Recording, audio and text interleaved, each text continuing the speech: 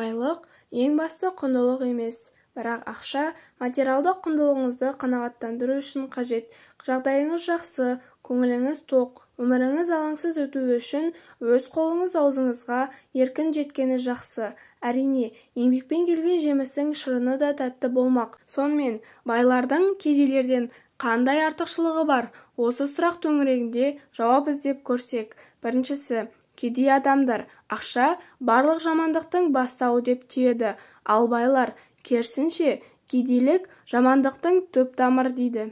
Екіншісі, байлар өзімшілдік қалыпты жағдай десе, кедейлер ол барып тұрған жек көрушілік дейді. Үшіншісі, байлар істің адамы болғанды жақсы көреді, кедейлер бір кереметті не жаңалықты күтеді. Төртіншісі, байлар болашақты ғана ойлауға тырысады, кедейлер өткені мен бүгінін сараптаумен өтеді. Бесіншісі, байлар әр ісінен ләззат алып жұмыс істегісі келеді, кедейлер өздеріне ұнамайтын жұмысты да істеуге мәжбүр. Алтыншысы, байлар ақшаны сақтауды және оны күтуді біледі, ал кедейлер бәрін шашуға және жаратып тастауға асығады. Жетіншісі, байлар жоғары оқу орнын бітіргеннен кейін мамандыққа ғана сай жұмыс істеуге талпынады, ал кедейлер бастысы ақша болса болды деген ұстаныммен жұмыс жасайды. Бай мен кедейдің арасындағы негізгі айырмашылықтар: байлар ақшасымен уақытын үнемдейді, кедей бар тапқанын жаратады, байлар тапқанын жинайды. Кедей жомарттықты көп жасайды, байлар ұстанымды келеді, кедей ұсынған бағаға сатып алады, байлар үнемі жеңілдік сұрайды, кедей ашкөздігінен үнемі 2 рет төлем жасайды. Байлардың артық ақшасы жоқ, кедейде үнемі ақша бар, байлар жоспарсыз сауда жасайды, байлар өмір сүруге жетерлік қаражатқа күнелтеді, ал кедей өзін парсы шейхі секілді бейнелейді. Кедей шамасына қарай табыс табады, ал байлар айналасындағылардың бәріне жетерлік табыс табу жолын іздейді.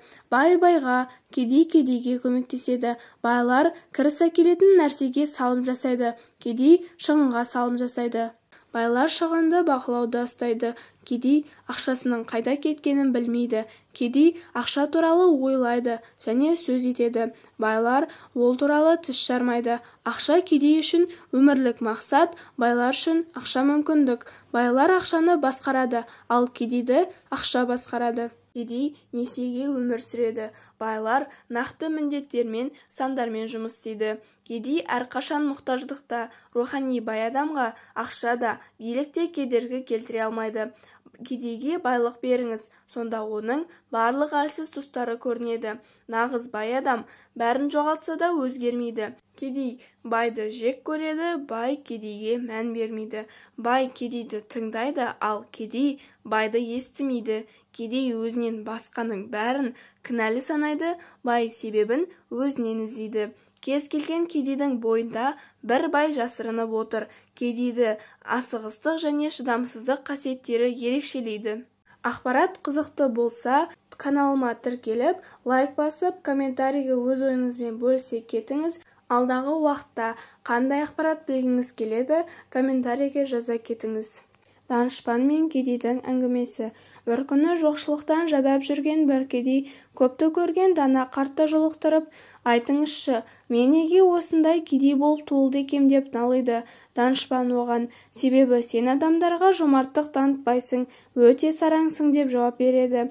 Бұл жауапқа таңғалған кедей, қолымда беретін ештеңем жоқ, тапқаным өзімнен артылмаса, қалай жомарттық танытамын дейді. Сонда қария, негізі сенің адамдарға жақсылық жасауға мүмкіндік беретін 5 қабілетің бар. Сол мүмкіндіктерді оятып, жүзеге асырғаныңда бұлай демес едің дейді.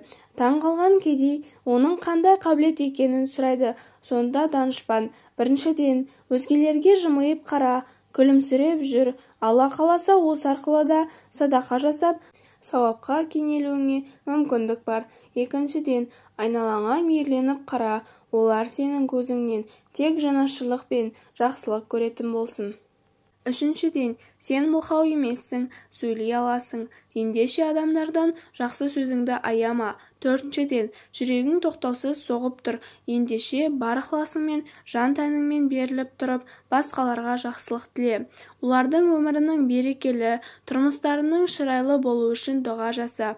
Бесінші, аяқ-қолың сау, ендеше денсаулығыңды пайдаланып, жұртқа пайдалы істерді атқар. Көмектес дейді. Қарттың бұл әңгімесі кедейді қатты ойландырды.